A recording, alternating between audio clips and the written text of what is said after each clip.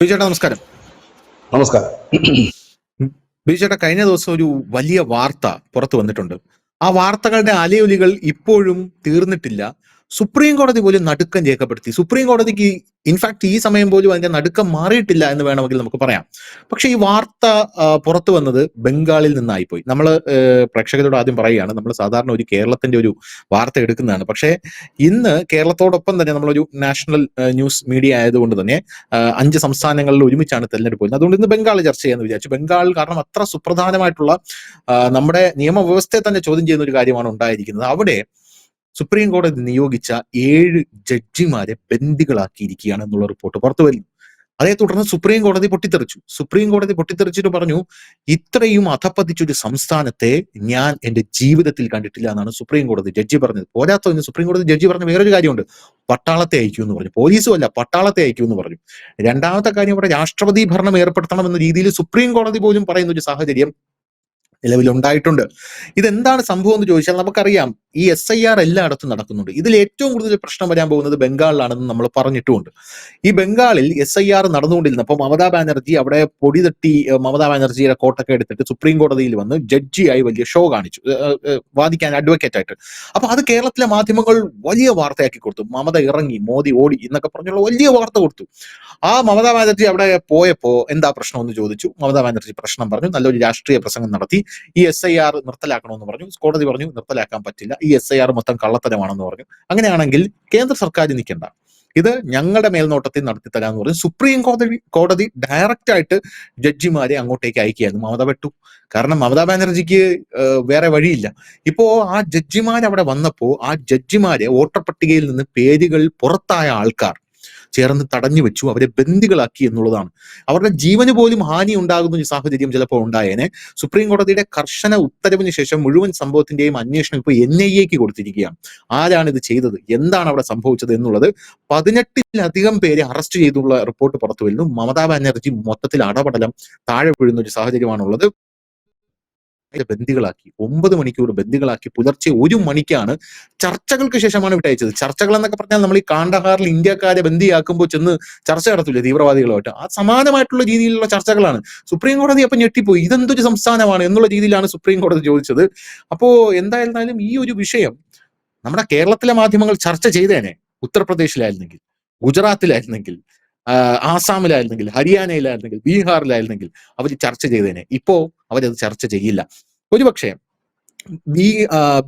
ബംഗാളിൽ BJP അടുത്ത തെരഞ്ഞെടുപ്പ്, ഇപ്പൊ വരാൻ പോകുന്ന തെരഞ്ഞെടുപ്പിൽ വലിയൊരു സ്വാധീന ശക്തിയായി ഭരണം പിടിക്കാൻ പോകുന്നു എന്നുള്ളതിന്റെ ഒരു തെളിവ് കൂടെയല്ലേ ഇപ്പോൾ ജഡ്ജിമാരെ ഇവർ പിടിച്ച് ബന്ദികളാക്കുന്നത്. കാരണം ഇവരെല്ലാം പുറത്തു പോകാൻ പോവുകയാണ്. എന്ത് തോന്നുന്നു? തീർച്ചയായും. മുമ്പ് ഈ ബംഗാളിന്റെ വിഷയം എടുക്കുമ്പോഴൊക്കെ ഞാൻ പറയുന്ന ഒരു കാര്യമുണ്ട്, എന്ന് അവിടുന്ന് ഈ SIR നടപ്പാക്കുന്നു, ഇല്ല ഈ അനധികൃതമായിട്ടുള്ളവർ പുറത്തു പോകുന്നു, അന്ന് മാത്രമേ വേറൊരു പാർട്ടിക്ക് അവിടെ ജയിക്കാൻ കഴിയൂ. കാരണം CPM ആയിട്ട് വളർത്തിയെടുത്ത ഒരു വോട്ട് ബാങ്ക് രാഷ്ട്രീയം, അത് പിന്നീട് മമത കൊണ്ടു നടക്കുന്ന ഒരു വോട്ട് ബാങ്ക് രാഷ്ട്രീയം. ബംഗ്ലാദേശിൽ നിന്ന് കുടിയേറിയവർ 1-2 അതിർത്തിയോട് ചേർന്ന് കിടക്കുന്ന 6 ജില്ലകളിലായിട്ട് ഏതാണ്ട് 34 നിയമസഭാ മണ്ഡലങ്ങളിൽ നിർണായക സ്വാധീനം. പിന്നെ അകത്ത് ബംഗാളിന് ഉള്ളിലോട്ട് മാറി ഇവരെ കുടിയിരുത്തിയിട്ട് കിട്ടുന്നത്, അതായത് ഏതാണ്ട് നല്ലൊരു ശതമാനം ആളുകൾ, ഏതാണ്ട് 1 കോടിക്കടുത്തുള്ള ആളുകളെ തള്ളിക്കയറ്റിക്കൊണ്ടാണ് ഇവർ ഈ വോട്ടിട്ട് ജയിക്കുന്നത്. ഇപ്പൊ SIR വന്നപ്പോൾ വലിയ രീതിയിൽ തന്നെ അവിടുന്ന് ആളുകൾ പുറത്തേക്ക് പോകുന്നു. SIR പൂർണ്ണമായിട്ട് ധനുഷേ ഒരുപാട് വിഷയങ്ങളാണ്. SIR പോയ BLOമാരെ വരട്ടുക, BLOമാരെ വെടിവെച്ച് കൊല്ലും എന്ന് പറയുക, അങ്ങനെയൊക്കെ വലിയ വിഷയങ്ങളാണ്. അവസാനം സുപ്രീം കോടതി ചെന്നപ്പോൾ സുപ്രീം കോടതി പറഞ്ഞു, ശരി ഞങ്ങളുടെ മേൽനോട്ടത്തിൽ നടത്താം, കേന്ദ്ര സർക്കാരിന്റെ ഉദ്യോഗസ്ഥന്മാർ വരുന്നില്ല, ഞങ്ങളുടെ മേൽനോട്ടത്തിൽ നടത്താം എന്ന് പറഞ്ഞുകൊണ്ടാണ് ഈ ജഡ്ജിമാർ അവിടെ ചെന്നത്. ഈ ജഡ്ജിമാർ ചെല്ലുമ്പോൾ ഈ കുടിയേറ്റക്കാരായിട്ടുള്ള ഈ ക്രിമിനൽസ് ഇപ്പൊ ആദ്യമായിട്ടല്ല ഇത് ചെയ്യുന്നത്. മുമ്പ് സന്ദേശ് ഖാലിയിലെത്തിയ ED ഉദ്യോഗസ്ഥന്മാരെ അവരുടെ കാർ ആക്രമിച്ച് ഓടിക്കുന്ന ഒരു ദൃശ്യം ഇപ്പോൾ യൂട്യൂബിൽ അവൈലബിൾ ആണ്. CBIയുടെ ഓഫീസ് മമതാ ബാനർജിയുടെ നേതൃത്വത്തിൽ വളഞ്ഞിട്ട് കല്ലെറിയുന്നത് നമ്മുടെ മുമ്പ് ആ ദൃശ്യങ്ങളിൽ നിന്ന് യൂട്യൂബിൽ അവൈലബിൾ ആണ്. മുമ്പ് ചെയ്തിരുന്നതാണ് ഇവർ. അതുകൊണ്ട് ഇവർ പുതിയതായിട്ട് ചെയ്തിരുന്നില്ല, ക്രിമിനൽസ് ആണ്. ഈ ക്രിമിനൽസ് രാജ്യത്ത് നിന്ന് പുറത്താകുന്ന ഒരു ഘട്ടം വന്നപ്പോൾ ഈ ക്രിമിനൽസിനെ കൂട്ടിക്കെട്ടിക്കൊണ്ട്, അതായത് ബംഗ്ലാദേശിൽ നിന്നുള്ള ഭീകരന്മാരെ കൂട്ടിക്കെട്ടിക്കൊണ്ട് മമത നടത്തുന്ന അവസാന പോരാട്ടമാണ്. ഇതിൽ നിന്ന് ധനുഷ് ചോദിച്ച ചോദ്യത്തിന് ഉത്തരം വ്യക്തമാണ്. കാരണം മമതയുടെ അടിത്തട്ട് ഏതാണ്ട് തകർന്നു തുടങ്ങിയിരിക്കുന്നു. അവരുടെ വോട്ട് ബാങ്കിന്റെ ആ ഒരു പാറ്റേണുകൾ ആകെ മാറി മറിഞ്ഞിരിക്കുന്നു. ഇവിടെ ശ്രദ്ധേയമായ ഒരു കാര്യമുണ്ട്. തദ്ദേശീയരായ മുസ്ലിങ്ങൾ ആരും തന്നെ ഇതിനോട് സപ്പോർട്ട് ചെയ്യുന്നില്ല. തദ്ദേശീയ മുസ്ലിങ്ങൾ മമതയ്ക്ക് സപ്പോർട്ട് അല്ല അവിടെ. കാരണം തദ്ദേശീയ മുസ്ലിങ്ങൾ പറയുന്നത് ഞങ്ങൾക്ക് കിട്ടേണ്ട അവകാശങ്ങൾ, ഞങ്ങൾക്ക് കിട്ടേണ്ട സംവരണങ്ങൾ, ഇല്ലെങ്കിൽ ഞങ്ങളുടെ കുട്ടികൾക്ക് കിട്ടേണ്ട അവകാശങ്ങളെല്ലാം കവർന്നെടുക്കുന്നത് ഈ വന്നു കയറിയവരാണ്. ആസാമിൽ വിധാന സ്ഥിതി. ആസാമിലെ അവിടുത്തെ മുസ്ലിങ്ങൾ സമരം ചെയ്യുന്നത് എന്തിനാണ്? അനധികൃത കുടിയേറ്റക്കാരെ പുറത്താക്കാനാണ്. ഇവിടെയും അതേ അവസ്ഥ. പക്ഷെ ബംഗാളിൽ സമരം ചെയ്യുന്നില്ല അവർ. ആ പാവങ്ങൾക്ക് ശബ്ദമില്ലാതായി. കാരണം പുറത്തുനിന്ന് വന്നവൻ ഇവർക്ക് കിട്ടേണ്ട എല്ലാ അവകാശങ്ങളും കൊള്ളയടിച്ചുകൊണ്ട് ബംഗ്ലാദേശിൽ നിന്ന് വന്നവൻ കയറി ഭരിക്കുന്നു. ഇവിടെയാണ് മമത വയലന്റ് ആകുന്നതും തടഞ്ഞു വെക്കുന്നു. മലയാള മാധ്യമങ്ങളിൽ വാർത്ത ചെയ്യാത്ത എന്താണെന്ന് വെച്ചാൽ ഇന്ത്യ മുന്നണിയുടെ ഭാഗമാണ് മമതാ ബാനർജി. അങ്ങനെ ഒരു വാർത്ത അബദ്ധത്തിൽ പോലും കയറി വരരുതെന്ന് വെച്ചുകൊണ്ട് ഇവിടെ ഒരൊറ്റ മാധ്യമം ഈ വാർത്ത ചെയ്തിട്ടില്ല എന്നുള്ളതാണ്. നേരെ കുറിച്ച് അവർ ചെയ്യുന്ന വാർത്ത പാലക്കാട് ഏതോ ഒരു വാർഡ് കൗൺസിലർ സ്ഥാനാർത്ഥിയെ തടഞ്ഞു എന്നുള്ള വാർത്തയാണ്. അതിലെന്താണ് പുതുമ എന്ന് എനിക്ക് മനസ്സിലാകുന്നില്ല. കണ്ണൂരെ പാട്ടഗ്രാമങ്ങളിൽ പ്രവർത്തനത്തിന് പോലും പോകാൻ പറ്റില്ല, പോസ്റ്റർ ഒട്ടിക്കാൻ പറ്റില്ല. അവിടെ ഈ ശ്രീമാൻ അമിത്ഷായുടെയും കുമ്മനം രാജശേഖരന്റെ നേതൃത്വത്തിൽ ഒരു വലിയ പ്രകടനം നടന്നിരുന്നു കണ്ണൂരിൽ കൂടെ. അത് നമ്മൾ കണ്ടതാണ്. എന്തുകൊണ്ടാണ് അങ്ങനെ നടക്കേണ്ടത്? ദേശീയ തലത്തിൽ വലിയ ചർച്ചയാണ്. കാരണം കണ്ണൂരെ പാട്ടഗ്രാമങ്ങളിൽ കടന്നു ചെല്ലാൻ കഴിയില്ല. ഇപ്പോഴുമില്ല അവിടുത്തെ പാർട്ടിഗ്രാമങ്ങളിൽ കോൺഗ്രസുകാർക്ക് എത്ര കമ്മ്യൂണിസ്റ്റുകാരുടെ പാർട്ടിഗ്രാമങ്ങളിൽ പോസ്റ്റർ ഒട്ടിക്കാൻ പറ്റിയിട്ടുണ്ട് ഒന്ന് കാണിച്ചു തരാമോ കണ്ണൂര്? ഞാൻ ഇവിടെ നിന്ന് തന്നെ വെല്ലുവിളിച്ച് ചോദിക്കുകയാണ്. BJP-ക്കാർക്ക് പറ്റാറില്ല, വേറെ ആർക്കും പറ്റാറില്ല. ആ പിണറായി വിജയനാണ് ഇന്നലെ പറയുന്നത് ഇതൊന്നും പൈശാചികമാണെന്നാണ് പറയുന്നത്. എന്റെ നാട്ടില് ഞാൻ താമസിക്കുന്നത് ഈ അമ്പലപ്പുഴയിലും ഈ പുന്നപ്പുഴയും ആലപ്പുഴയിലൊക്കെ അനവധി പാർട്ടി ഗ്രാമങ്ങളുണ്ടായിരുന്നു. അവിടൊക്കെ ഏതെങ്കിലും പ്രവർത്തകർ പോസ്റ്റ് ഒട്ടിക്കുന്ന പ്രകടനത്തിന് പോലും പോയിട്ട് അതുവഴി യാത്ര ചെയ്യാൻ ഇവർ അനുവദിക്കുമായിരുന്നു.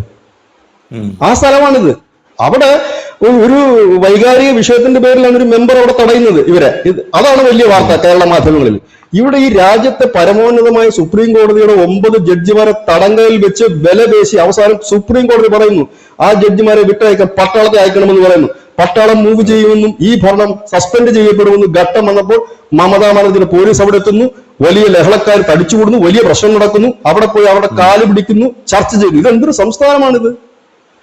ക്രമസമാധാനമില്ല, അവർക്ക് വികസനമില്ല, ഒന്നുമില്ല. മോദിയെ തടയാനാണെന്നാണ് പറയുന്നത്. മോദിയെ എത്ര നാൾ നിങ്ങൾ തടയും? ഈ ജനങ്ങളെ അടിമകളാക്കി വെച്ചുകൊണ്ട് എത്ര നാൾ തടയും? കേരളത്തിൽ ചിലപ്പോൾ നടക്കുമായിരിക്കും. കാരണം ഇവിടെ സംഘടിത ന്യൂനപക്ഷങ്ങൾ ഉള്ളിടത്തോളം കാലം ഒരുപക്ഷെ BJP-യുടെ സീറ്റിന്റെ എണ്ണം കുറയ്ക്കാൻ പറ്റും. പക്ഷെ ഇവിടെയും BJP തടയാൻ കഴിയില്ല.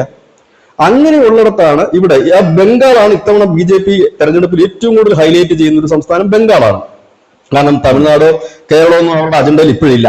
ഒരുപക്ഷെ കേരളം ഏറ്റവും അവസാനമായിരിക്കാം BJP-യുടെ ഈ അജണ്ടയിലേക്ക് വരുന്നൊരു സംസ്ഥാനം.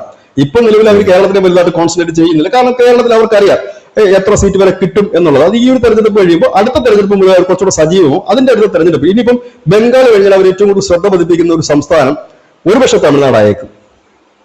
ആ തമിഴ്നാട് കഴിഞ്ഞിട്ട് മാത്രമേ കേരളത്തിലേക്ക് അവർ വരാൻ സാധിക്കൂ. കാരണം വളരെ കുറച്ച് സീറ്റുകളുള്ള ഒരു സംസ്ഥാനമാണ്. ഇപ്പൊ ഇവിടെ ഇപ്പം സംഘടന ന്യൂനപക്ഷങ്ങൾ മാറിയും തിരിഞ്ഞും ഇരുന്ന് കുത്തിയാലും കേരളത്തിലെ സീറ്റൊന്നും വേണ്ട BJP-ക്ക് സെൻട്രൽ അധികാരത്തിൽ വരാൻ.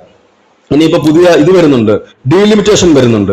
ഡീലിമിറ്റേഷൻ വരുമ്പോഴത്തേനും എനിക്ക് തോന്നുന്നത് 80 സീറ്റ് ഉണ്ടായിരുന്നു ഉത്തർപ്രദേശിലായിരുന്നു 120 സീറ്റ് ലോക്സഭാ സീറ്റ് ഉണ്ടാവും.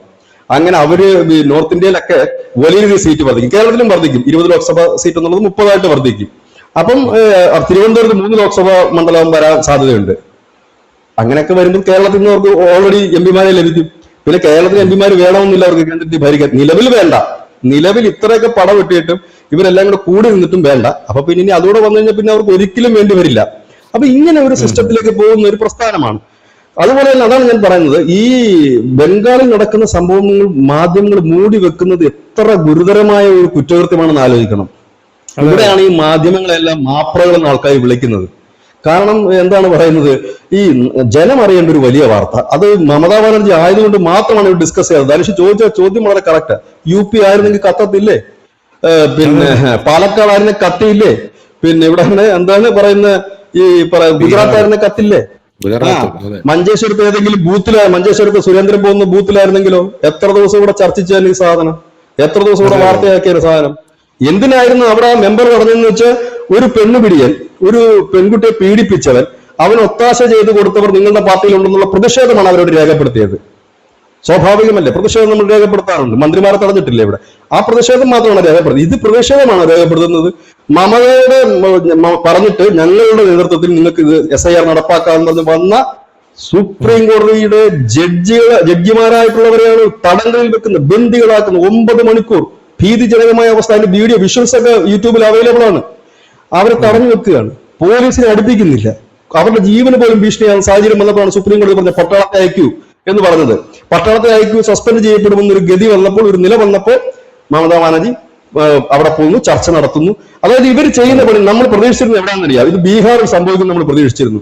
ഈ ന്യൂനപക്ഷങ്ങളെല്ലാം കൂടെ സംഘടിപ്പിച്ചുകൊണ്ട്, ഈ അനധികൃത കുടിയേറ്റക്കാരെ സംഘടിപ്പിച്ചുകൊണ്ട് പ്രതിപക്ഷം പുറകിൽ നിന്ന് ആളിക്കത്തിക്കുന്ന ഒരു പ്രതിഷേധമായിരുന്നു നമ്മൾ രാജ്യം മുഴുവൻ പ്രതീക്ഷിച്ചിരുന്നു. പക്ഷെ രാജ്യത്തങ്ങ് ഏശിയില്ല. പക്ഷെ മമതയുടെ അവിടെ ഉണ്ടാകുമെന്ന് നമ്മൾ നേരത്തെ തന്നെ പറഞ്ഞിരുന്നത്. ധനുഷിന് ഓർമ്മയുണ്ടാകും, നമ്മൾ ഈ പ്ലാറ്റ്ഫോമിൽ ഒരുപാട് നാൾക്ക് മുമ്പ് അത് പറഞ്ഞിരുന്ന ബംഗാളിൽ ഇത് വലിയ വിഷയമാകും, അത് വിഷയമായിക്കൊണ്ടിരിക്കും. ഇത് മമതയുടെ അവസാനത്തെ വിഷയം തന്നെയാണ്.